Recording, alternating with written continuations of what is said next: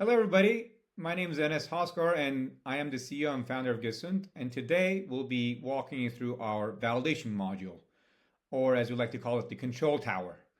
Why the control tower? Because validation is where the rubber meets the road, so to say. What does that mean? In order for you to generate validation results, you have to integrate data, model, and annotation. What does that mean? Creating new data sets from our data module, as we have shown you in our previous walkthroughs. You register your own model or a third party one or a publicly available one to generate results. And then the annotation module, as we've demonstrated previously, facilitates that expert in the loop kind of workflows, whether that's, for regulatory purposes and creating that kind of adjudicated ground truth that you necessitate to create any performance metrics that underlie the validation. And why do we call it the control tower? Because this is exactly where you manage your AI pipeline. This is what the non-data science stakeholders, like business unit leaders or regulatory affairs leaders, can have a direct pulse on their AI pipeline without depending on active data science support in a Python notebook-heavy environment. So many of these stakeholders necessitate, those performance metrics. And in order for us to create those performance metrics, you have to conduct these validation runs. So let's go what we do to conduct such runs. You can pick already deployed models that we've already demonstrated previously in other walkthroughs, right? And then you pick a compatible data set. You double check the model and data cards. You can tweak the model configurations if necessary, pick the number of image counts and select a accompanying annotation. In the interest of time, I'm going to skip right to the existing validation results.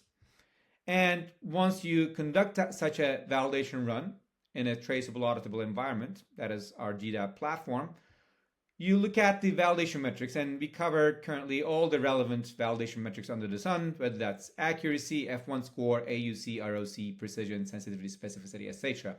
So you can slice and dice with respect to existing pre-attached patient metadata, clinical data.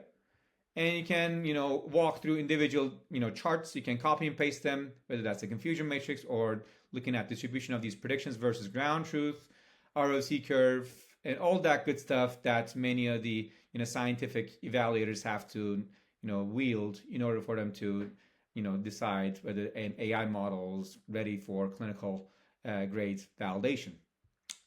And once you perform your analyses across your relevant metrics of interest, you can go ahead and compare, if necessary, different validation runs. Because as you all know, validation is an ongoing exercise. Until you hit that right model version, you have to go through numerous iterations. What does that mean?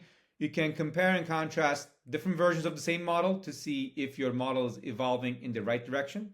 You can run the validation exercise, one against the population level data, another against the sub-cohort level data to see whether they match up in accord with your regulatory guidelines. And ultimately, the dual comparison enables you to decide whether you have achieved the right model performance. And you can, again, slice and dice with respect to cohorts of interest and ultimately create a report that you can bundle into a executive report that you circulate internally, or let's say a regulatory submission that would help you secure your clearance. And so this is a report that can be generated automatically based on the metrics that you already picked. And this allows for multidisciplinary AI teams to understand where is the model, where is my AI pipeline, and how do I ascertain that that model version is compliant with the regulatory practices, the quality practices with regards to data sequestration and access, control and version control and audit trails and model lineage, etc., etc. Thank you again for your time today as we walk through the control tower, enabling business unit leaders and regulatory leaders to hold a direct pulse on their AI pipeline from a quality and business perspective. Looking forward to talking to you again soon.